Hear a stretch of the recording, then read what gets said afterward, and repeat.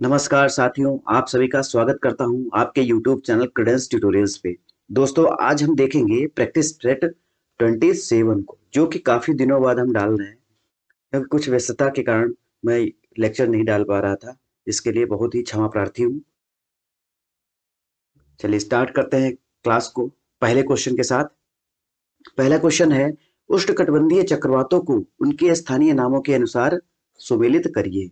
सूची 1 में कुछ स्थानीय चक्रवात दिए हुए हैं और उनके कहाँ पे स्थित है वो दिया गया है। तो हरिकेन जो है वो कैरेबियन सागर में चक्रवात जो उठता है वो कैरेबियन सागर में उठता है। टाइफून टाइफून जो है पूर्वी चीन सागर में। जो बेगेऊ है वो फिलीपींस में उठने वाला चक्रवात है। टाइफू जापान में। तो यहाँ पे 4123, तो ए ऑप्शन जो मैच कर रहा है आपका 4123। हरिकेन कैरेबियन सागर में, टाइफून जो है पूर्वी चीन सागर में, बैगयू फिलीपींस, टाइफू जापान में। नेक्स्ट क्वेश्चन देखते हैं। हरिकेन तथा टाइफून नामक तूफान प्रभावित जलवायु है। टैगा जलवायु, अल्पाइन उच्च प्रदेशीय जलवायु, चीन तुल्य जलवायु। तो हरिकेन और टाइफून जो है वो जलीय तूफान है। ठीक है, पानी की सतह पर उठने वाला तूफान है।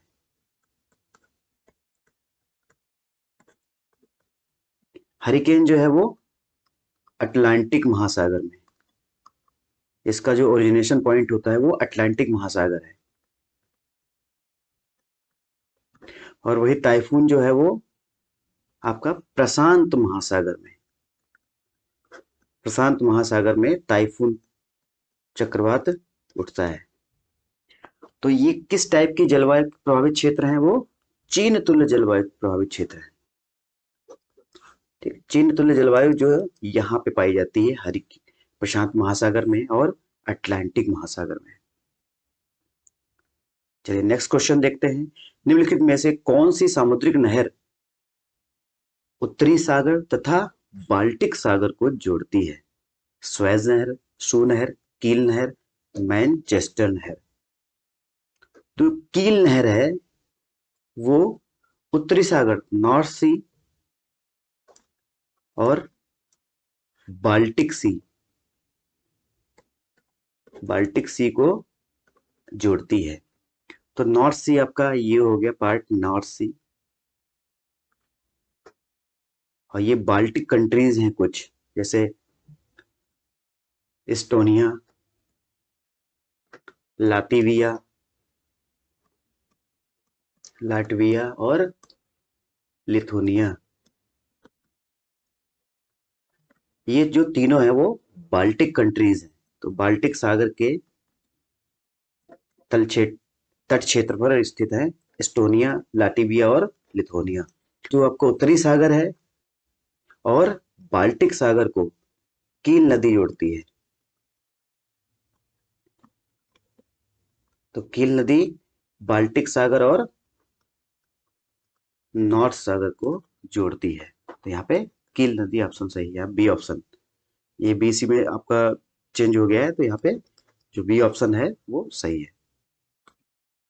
नेक्स्ट क्वेश्चन है, निम्नलिखित सागरों में किसमें औसत लवणता सर्वाधिक है? औसत लवणता सैलिनिटी, किसमें नमक की मात्रा सर्वाधिक है ये पूछा गया है। काला सागर, भूमध्य सागर, पीला सागर, मृत सागर। तो जो सैलिनिटी है सर्वाधिक वो मृत सागर डेड सी में पाई गई।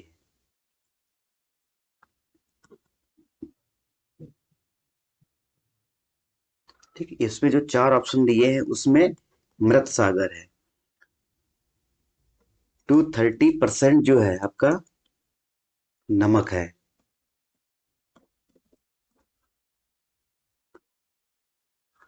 और वही जो लेक वान है, वान झील, उसमें सैलिनिटी कितनी है?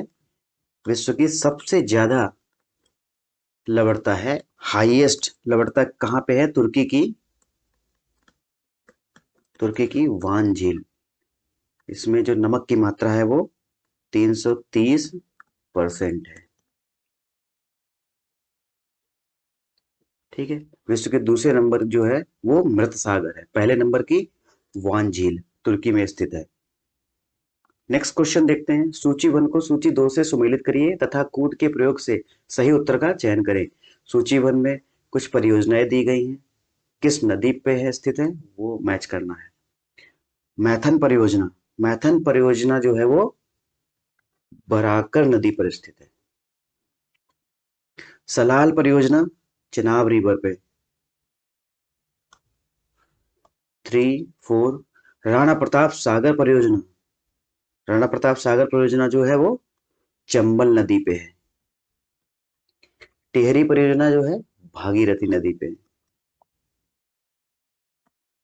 तो 3, 4, 1, 2 यहाँ पे 3, 4, 1, 2 डी ऑप्शन सही है। तो मैथन परियोजना जो है वो बराकर नदी पे, सलाल परियोजना चिनाब नदी पे, राणा प्रताप सागर परियोजना चंबल नदी पे और टिहरी परियोजना भागीरथी नदी पर स्थित है। नेक्स्ट क्वेश्चन देखते हैं, निम्नलिखित में से किन राज्य या राज्यों में काली मृदा पाई जाती है, कूट के प्रयोग से सही उत्तर का चयन करें। गुजरात, महाराष्ट्र, आंध्र प्रदेश, पंजाब। तो गुजरात में तो काली मिट्टी पाई जाती है, महाराष्ट्र में भी पाई जाती है, कपास की खेती होती है, और आंध्र प्रदेश में भी कपास की खेती पाई जाती है। तो काली मिट्टी जो है वो गुजरात, महाराष्ट्र और आंध्र प्रदेश में पाई जाती है। पंजाब में आपकी एलुवियल सॉइल है, एलुवियल सॉइल, इसे लैटराइट मिट्टी बोलते हैं। और जो काली मृदा का जो विस्तार है वो दक्कन के पठार पे स्थित है। दक्कन का पठार जो आपको पढ़ाया था ज्योग्राफी में, तो दक्कन के पठार में काली मृदा पाई जाती है। महाराष्ट्र, गुजरात, आंध्र प्रदेश और तमिलनाडु के कुछ क्षेत्र है वो दक्कन के पठार के अंतर्गत आते हैं। ठीक है, नेक्स्ट क्वेश्चन देखते हैं, सूची 1 को सूची 2 से सुमेलित करिए तथा नीचे दिए गए कूट की सहायता से सही उत्तर का चयन करें। सूची 1 में एल्युमिनियम के कारखाने दिए गए हैं और कहाँ पे स्थिति है वो देख लेते हैं। जैसे बाल्को, बाल्को वो है कोरबा में स्थित है। हिंडाल्को रेणुकूट का 4th। Indian aluminium company, Indian aluminium company वो हीराकुंड में स्थित है। नालको आपका कोरापुट। तो बाल्को जो हो गया आपका कोरबा में हो गया, Hindalco Renukoot, Indian aluminium company Hirakud और नालको जो है आपका कोरापुट में स्थित है। तो 2413, 2413 यहाँ पे बी ऑप्शन आपको मैच कर रहा है। नेक्स्ट क्वेश्चन देखते हैं, निम्न में से किसका विस्तार सर्वाधिक है। पंजाब हिमालय, कुमायूं हिमालय, नेपाल हिमालय और असम हिमालय। तो सर्वाधिक विस्तार जो है किस हिमालय का है ये आपको बताया गया है।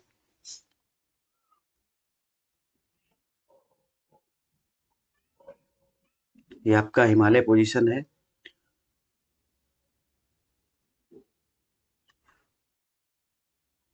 अलग अलग पार्ट है। तो हिमालय इस टाइप का हिमालय है।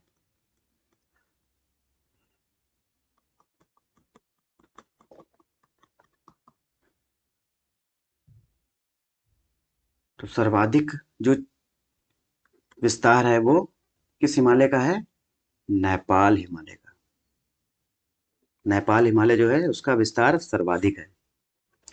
और सर्वाधिक ऊंची चोटियां वो पाई गई हैं वो नेपाल हिमालय में स्थित है। जैसे एवरेस्ट हुआ, कंचनजंगा, मकालू और काठमांडू घाटी। तो ये सब नेपाल हिमालय में स्थित है। नेक्स्ट क्वेश्चन देखते हैं, निम्नलिखित में से कहाँ प्रवाल भित्तियां पाई जाती हैं। अंडमान एवं निकोबार द्वीप समूह, कच्छ की खाड़ी, मन्नार की खाड़ी। तो जो प्रवाल भित्तियां हैं जैसे कोरल रीफ होते हैं, कोरल रीफ, तो वो अंडमान एवं निकोबार द्वीप समूह में पाई जाती है, कच्छ की घाटी में पाई जाती है और मन्नार की खाड़ी में। तो यहाँ पे ए ऑप्शन सही है, 1, 2 और 3। नेक्स्ट क्वेश्चन देखते हैं। भारत में सर्वाधिक नेक्स्ट क्वेश्चन है, भारत में दूसरी सर्वाधिक विस्तार वाली मृदा कौन सी है? जलोढ़, काली, लाल और लैटराइट मृदा। तो भारत में दूसरी सर्वाधिक विस्तार वाली मृदा कौन सी है? रेड सॉइल, लाल मिट्टी। इसका विस्तार 6.1 लाख वर्ग किलोमीटर है। 18.6% भाग पे जो लैंड मास पे है वो लाल मिट्टी पाई गई है। और सर्वाधिक जो मृदा है वो जलोढ़ मृदा। इसका परसेंटेज कितना है? 43.3%।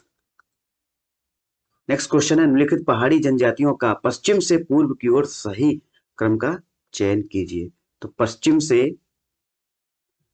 पश्चिम से पूर्व की ओर हमें देखना है। खासी, गारो, नागा, जयंतिया। तो गारो, खासी, जयंतिया हैं। ये आपका गारो, खासी और जयंतिया, ये 3 पहाड़ियां हैं, इस पे पाई जाती हैं। तो इसमें पूछा गया है पश्चिम से पूर्व की ओर विस्तार देखना है। और नागा जनजाति जो है वो नागालैंड में पाई जाती है।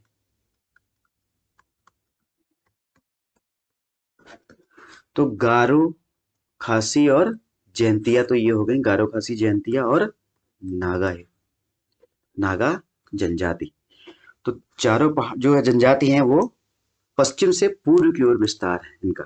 गारो, खासी, जयंतिया और नागा जनजाति। नेक्स्ट क्वेश्चन है, तुंग्या किस देश की स्थानांतरित कृषि का नाम है?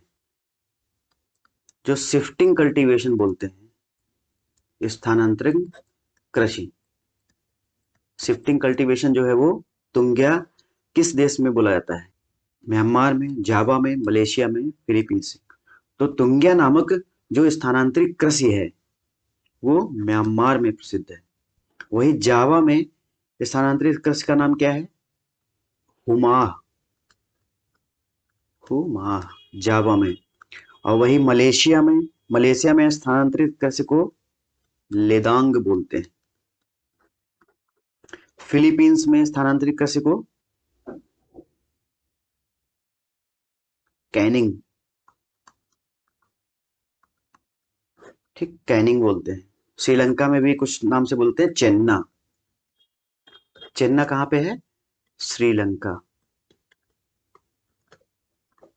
तो स्थानांतरित कृषि के नाम है म्यांमार में तुंग्या, जावा में हुमाह, मलेशिया में लेदांग और फिलीपींस में कैनिंग। चलिए नेक्स्ट क्वेश्चन देखते हैं। निम्नलिखित पर विचार कीजिए। श्रीहरिकोटा द्वीप आंध्र प्रदेश, न्यूमोर द्वीप बंगाल की खाड़ी, पंबन द्वीप मन्नार की खाड़ी। उपरोक्त में से सही सुमेलित का चयन करें। 1 और 2, 1 और 3, 2 और 3, 1, 2 और 3। तो जो श्रीहरिकोटा है वो आंध्र प्रदेश में स्थित है। पुलिकट लेक जो है, पुलिकट झील जो है उस पे स्थित है।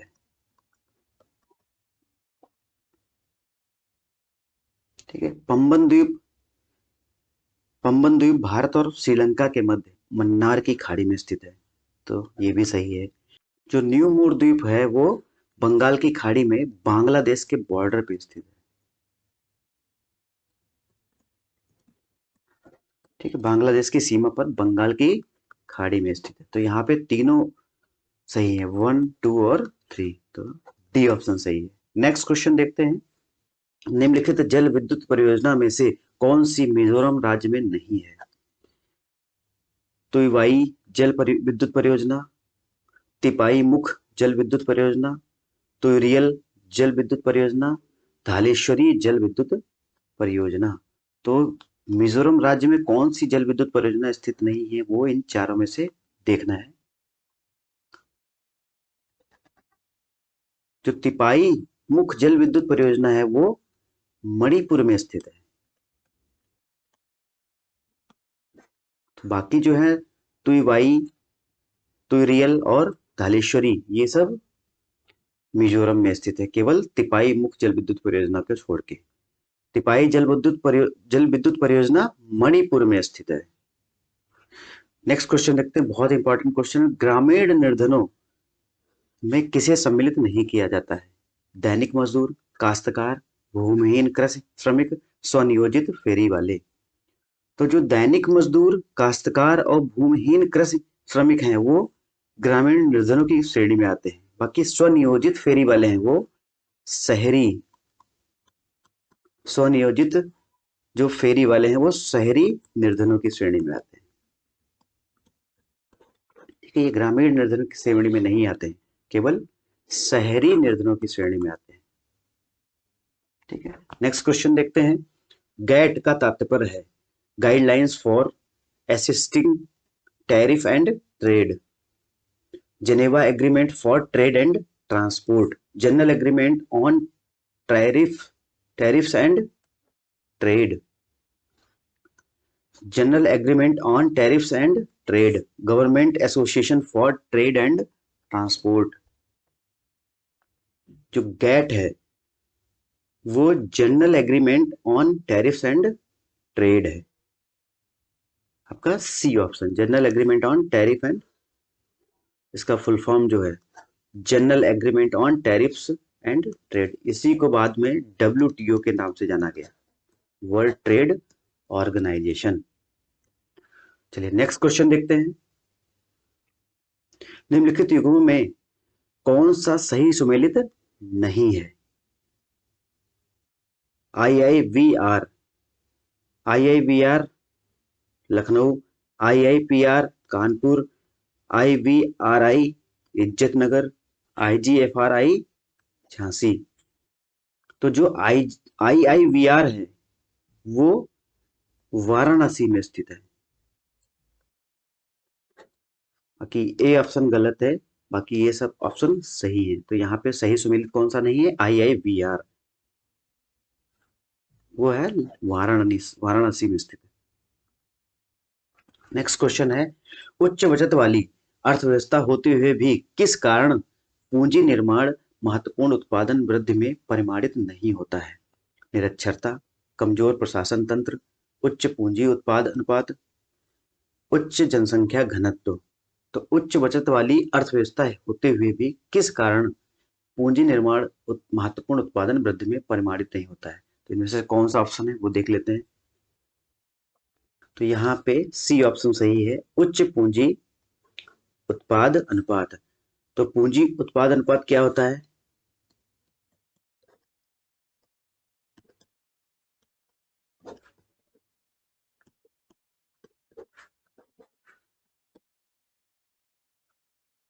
यह किसी अर्थव्यवस्था में एक इकाई उत्पादन हेतु आवश्यक पूंजी की मात्रा को दर्शाता है।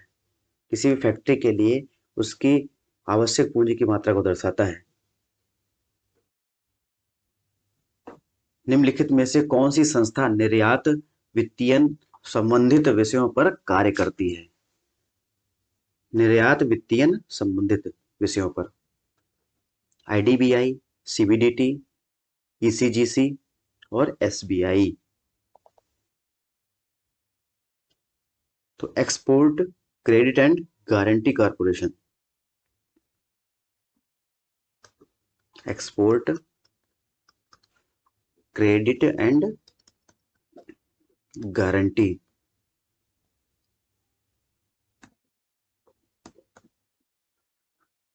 कॉरपोरेशन।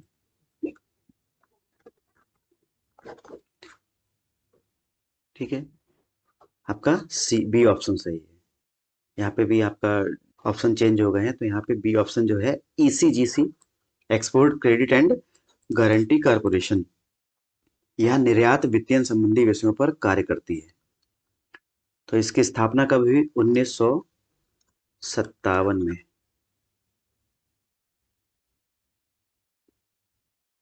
ठीक है, यह एक प्रकार की बीमा कंपनी है, इंश्योरेंस कंपनी है, जो निर्यातों के लिए जो निर्यात कर रहे हैं उसके लिए बीमा प्रोवाइड कराती है। ठीक है, निर्यात संबंधी जो भी जोखिम है उनके लिए बीमा प्रोवाइड कराती है। ठीक है, तो ECGC एक प्रकार की बीमा कंपनी है जो निर्यात हो रहा है उनके लिए बीमा प्रोवाइड कराती है, और इसकी स्थापना 57 में हुआ था। इसका फुल फॉर्म है export credit and guarantee corporation. Next और लास्ट क्वेश्चन है, बहुत इंपॉर्टेंट क्वेश्चन है। सूची 1 को सूची 2 के साथ सुमेलित कीजिए तथा सूचियों के नीचे दिए गए कोड का सही प्रयोग करते हुए सही उत्तर का चुनाव करना है। एक तरफ है संगठन के प्रकार और उनके महत्वपूर्ण लक्षण क्या हैं, वो देखते हैं। एकल व्यापारी, साझेदारी, सहकारिताएं, सार्वजनिक कंपनियां। तो इनके लक्षण क्या क्या हैं वो देख लेते हैं। एकल व्यापारी जो है वो असीमित दायित्व सीमित कंपनी है। साझेदारी, संविदात्मक संबंध, साझेदारी का संबंध जो लक्षण है महत्वपूर्ण संविदात्मक संबंध से है। सहकारिताएं, सहकारिताएं जो होती हैं कमजोर वर्गों की उन्नति के लिए बनाई जाती हैं, कमजोर वर्गों की उन्नति, ठीक है, कमजोर वर्गों की उन्नति के लिए।